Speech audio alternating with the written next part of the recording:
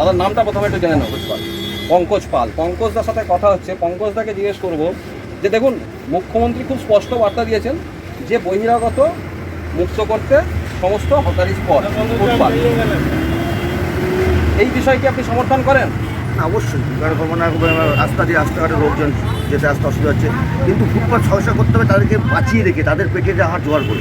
এটা কাদের? এটা আমাদের বাঙালিদের জন্য। বাংলায় আমরা খেতে খাবো, আমাদের জন্মভূমি, আমাদের মাতৃভূমির উপরে আমরাই থাকবো। বাবার মাটি, আমার বাবার মাটি, আমরাই থাকবো। এখানে বহিরাগত কেন আসবে? একদম, মানে আমার বাংলার শিলিগুড়ি প্রথম আন্দোলনটা আমি দেখেছিলাম, মানে লিলুয়া থেকে শুরু হয়েছিল। লিলুয়া থেকে আমি যখন আমাদের আরো অনেক কিছু বাংলা জুড়ে আমাদের আন্দোলন করেছিল এবং ভালো লেগেছে আপনাদের আমাদের রাজবিহারী থেকে গড়িয়াট অব্দি গত 2 বছর ধরে, এবছরও হয়েছে টাকা মিছিল। পয়লা বৈশাখে বিশাল বড় মিছিল হয়, টাকা মিছিল ব্যবসায়ীদের জন্য।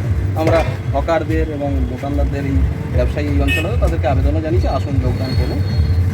তো বিষয়টা হচ্ছে বহিরাগতরা যে বাংলার ফুটপাত বহিরাগতরা দখল করে রেখেছে। এই বহিরাগতরা বাঙালির ট্যাক্সের টাকায় চলছে, তারা জবরদখল করে আছে। অবশ্যই। তার সেখানে কি আপনি এরকম কোনো খোঁজ জানেন যে বিহার, উত্তরপ্রদেশে বাঙালি গিয়ে দখল করে বসে আছে? এরকম পারবেন না। বাংলা থেকে লেবার যায় পুনা শহরে 3.5 বছর আমি ওষুধ দোকানে কাজ করেছি। পুনা থেকে লেবার যাচ্ছে 3 মাসের বেশি, 4 মাস থাকলে হাতে স্ট্যাম্প রাখিয়ে ট্রেনে বসে দিচ্ছে, বাংলায় যাও। এটাই যত উৎপাদ বাংলায়। খুব স্পষ্ট করে শুনুন, খুব স্পষ্ট করে শুনুন যে অন্য রাজ্যে বাঙালি গেলে কি হয়। সুতরাং 3.5 বছর ওষুধ দোকানে কাজ করেছি। পুনাতে 3 মাসের বেশি, 4 মাস কোনো বাঙালি লেবার থাকলে তাকে রীতিমতো থানায় নিয়ে স্ট্যাম্প বসিয়ে ট্রেনে তুলে দেওয়া হয়। ভাড়া লাগবে না, দেশে ফিরে যাও, মানে গ্রামে ফিরে যাও। আপনি বিহার, উত্তরপ্রদেশে পুনের কথা বলেন, বিহার, উত্তরপ্রদেশ থেকে এরকম কোনো খবর পেয়েছেন যেখানে বাঙালি গিয়ে একটা ইউনিয়ন তৈরি করেছে, বাঙালি এরকম লাইনে ফুটপাত দখল করে বসে আছে? পারবেন না, মনেই করুন, পারবেন না। পে দিয়ে বিহার থেকে পাঠিয়ে দেয়। সুতরাং আমরা ওই বেআইনি কাজকর্ম চাই না, আমরা চাই একদম সুস্থ পরিবেশে। ভাই, তোমার দেশে তুমি ফিরে যাও, আমার জায়গা দখল মুক্ত করো, আমার এত বোঝা রাখার ক্ষমতা নেই।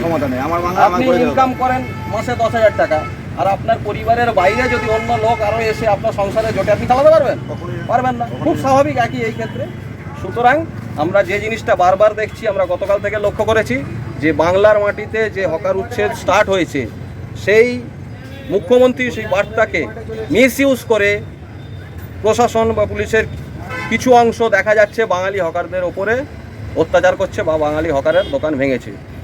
এটা আমরা একদমই চাই না, এটা কাম্য নয়, এবং এটা মুখ্যমন্ত্রীর কোনো বার্তাও নয়। মুখ্যমন্ত্রীর স্পষ্ট নির্দেশ, বাংলার আইডেন্টিটি ফিরিয়ে আনতে গেলে এই বাঙালি ভাইয়ের পকেটেই পয়সা থাকতে হবে, এই মাটিটা দখল বাঙালির হাতেই থাকতে হবে। পুনর্দখল ন্যায়, আমরা যেটা বলি দখল অন্যায়। জয় বাংলা। জয় বাংলা।